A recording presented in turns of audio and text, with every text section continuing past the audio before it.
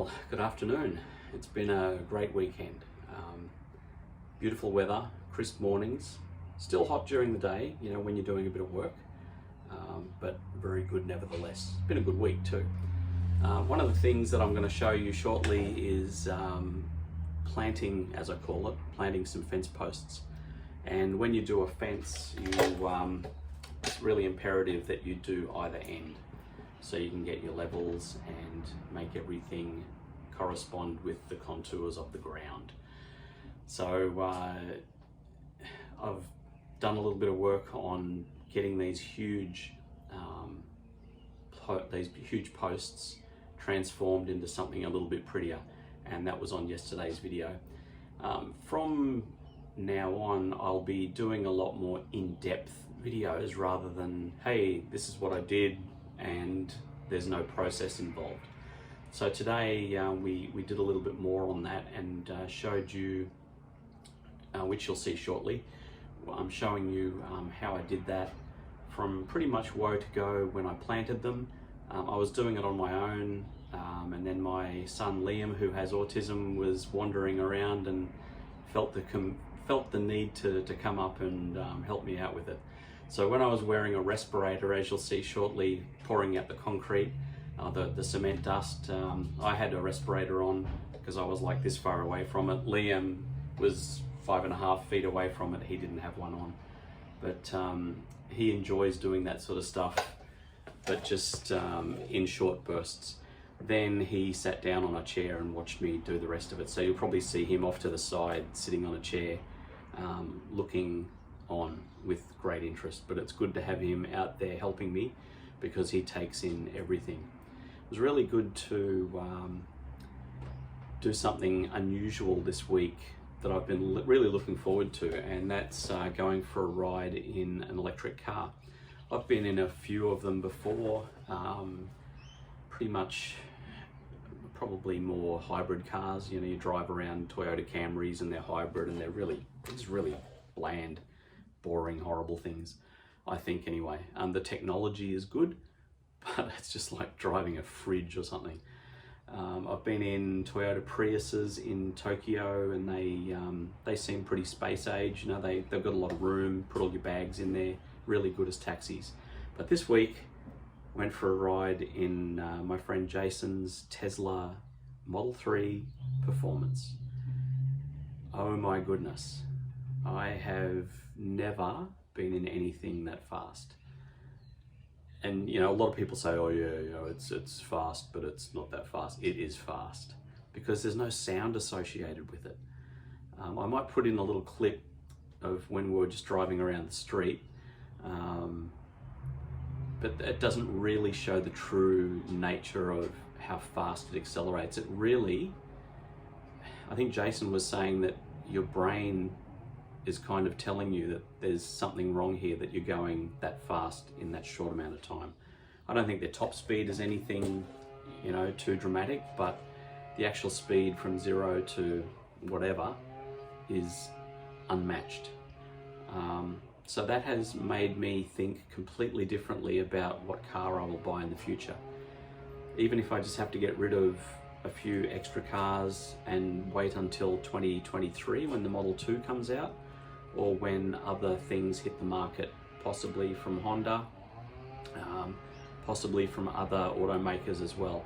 But I think the main thing with Tesla is kind of, you're buying the technology, you're buying the future. Kind of like Apple was many years ago, when my brother-in-law would bring home a Macintosh and they cost as much as a car. They were so expensive, but they were just so ahead of the game. And you look at them now and they're just really terrible. But they were cutting edge, they were trendsetters.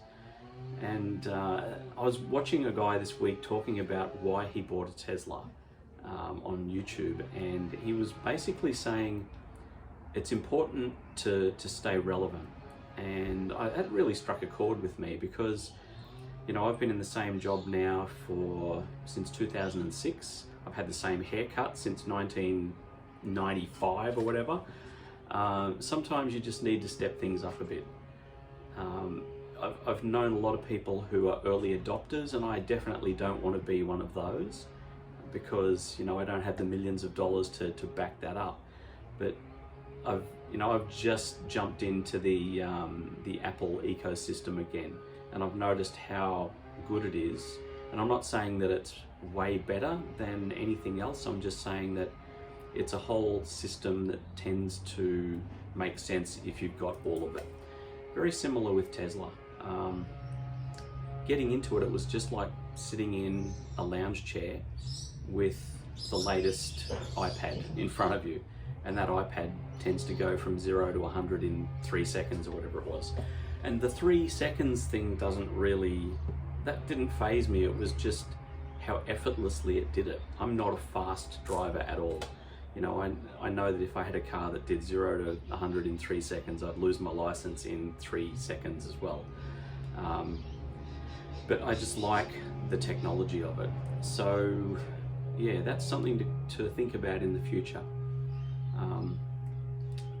You know, I just said that we try to be relevant. You know, I'm 54 at the end of the year, and you kind of wake up one day when you're 54, 64, 74, and life is kind of, it's not over, but the better or the greater part of it is over.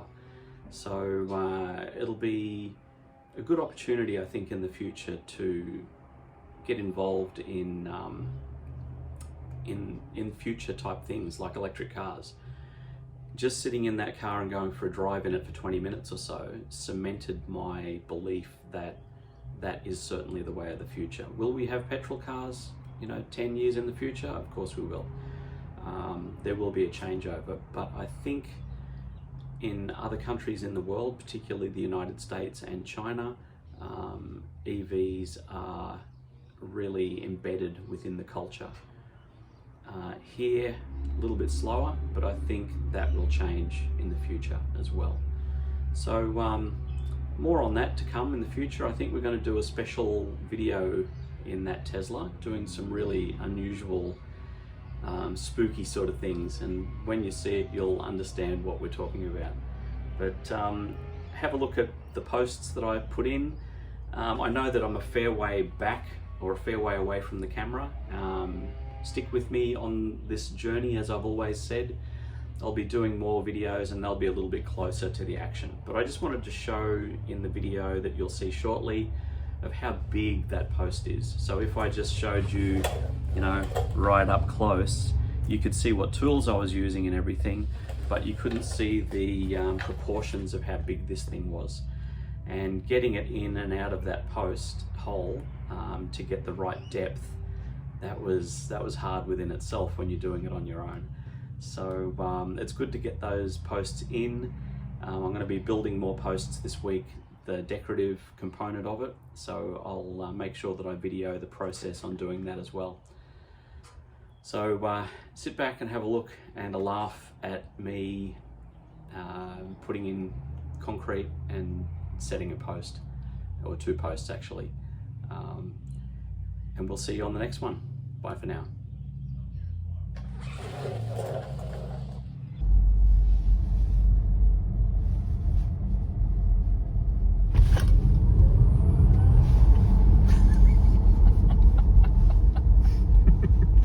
That is, I've never felt anything like that, and I've been in some pretty bloody serious cars. It's once you get past a couple of seconds, then it's really, yeah, like your brain goes, hang on, this is not right. Yeah. You know, the acceleration first you go, oh yeah, but when it keeps going and going and going. The car's just in the wrong spot.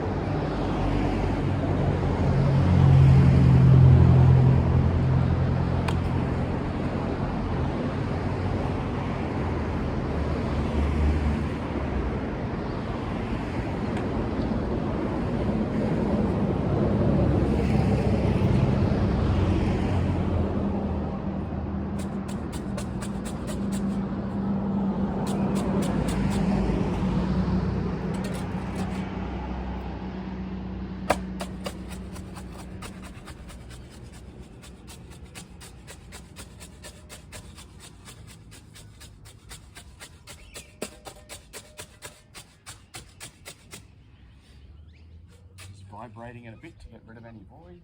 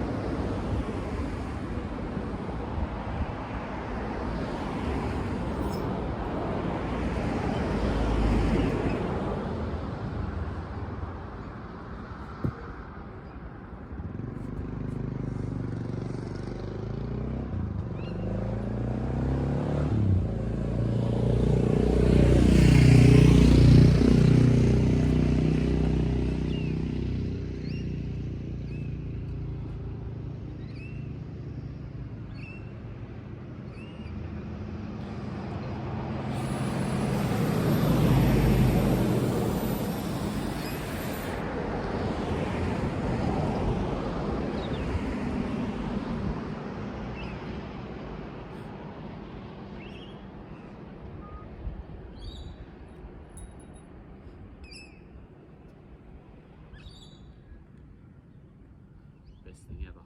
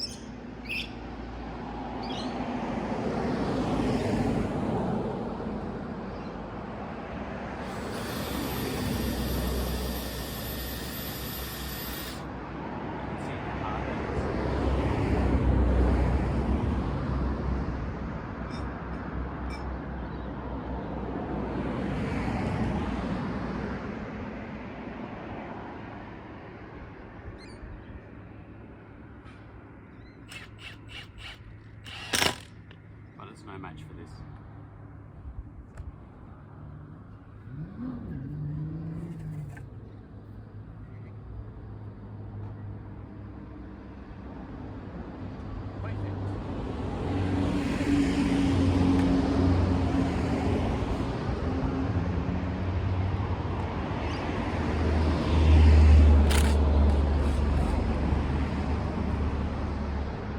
I've taken this off because it doesn't fit in the chamfer in the corner, so I'm getting a wrong reading. So that's where we're at with that.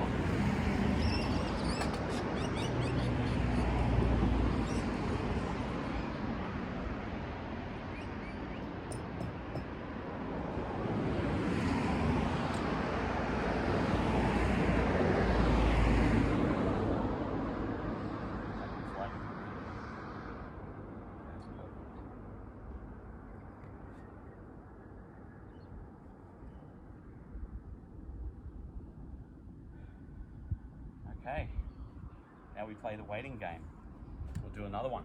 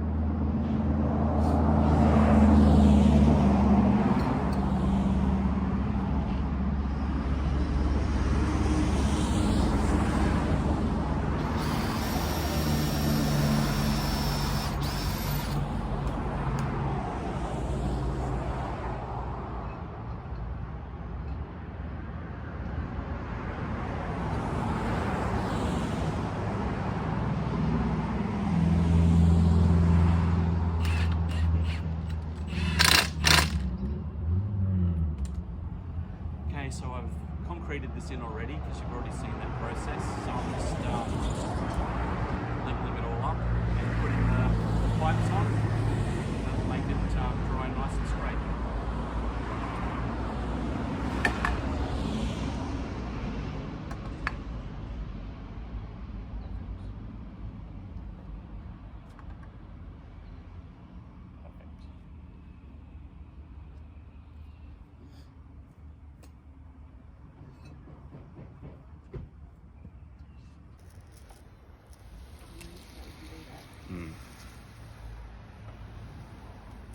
Wouldn't it be good when you got that sort of down the corner and a bit more space to Yeah. Right.